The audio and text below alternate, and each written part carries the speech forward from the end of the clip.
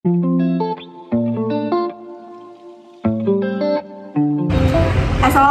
warahmatullahi wabarakatuh. Perkenalkan, kami dari kelompok 7 hari ini akan membahas podcast mengenai saham.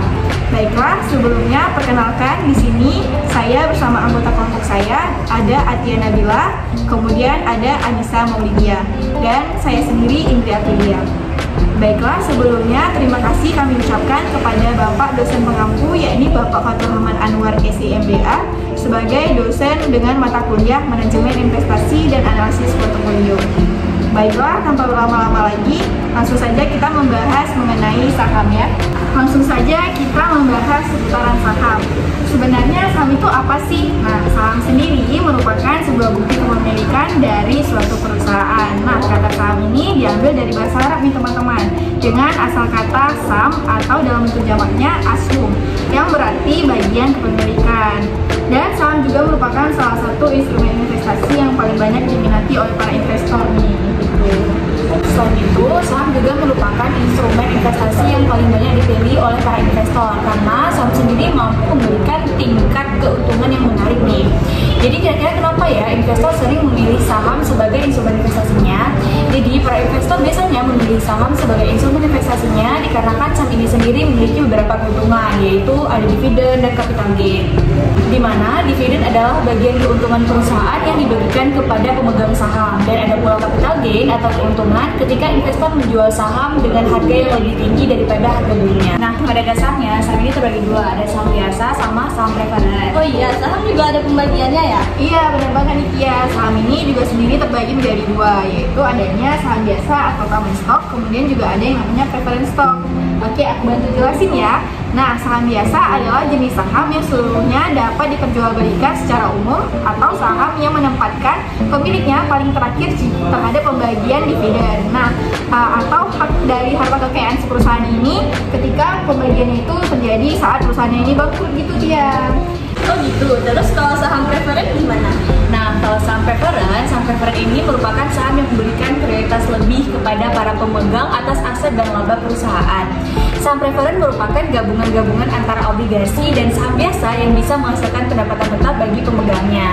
Wah, menarik banget ya teman-teman. Nah, mungkin dia udah paham nih soal saham biasa dan saham preferred.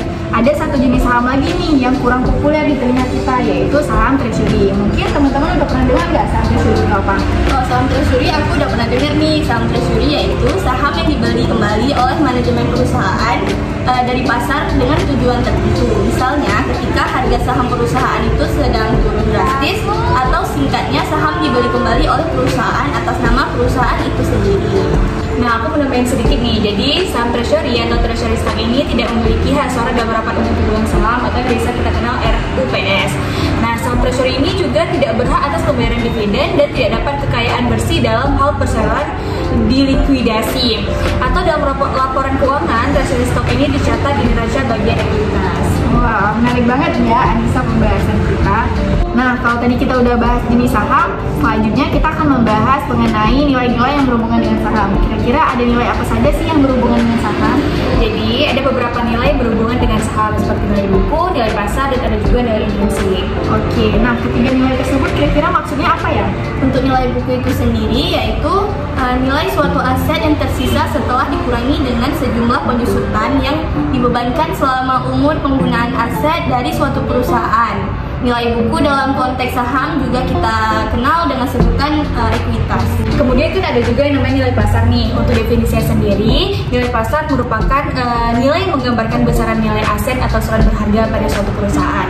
Nah, nilai pasar ini sering disebut dengan kapitalisasi dari perusahaan pabrik. Terus yang terakhir kan tadi ada nilai intrinsik. Nah, untuk nilai intrinsik merupakan nilai yang terdapat dalam uang itu sendiri, mulai dari nominal hingga bahan baku pembuatannya. Contohnya nih kayak uang 20.000, maka nilai intrinsiknya itu merupakan nominal 20.000 itu sendiri. Jadi misalkan bahan baku yang dihabiskan untuk uang 20.000 itu sejumlah 20.000 juga.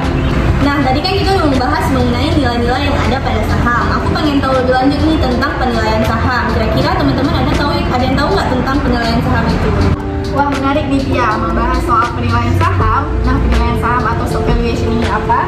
Penilaian saham atau stock valuation merupakan metode perhitungan untuk memprediksi harga pasar di masa depan nih Tia, atau secara umum harga pasar yang potensial. Terus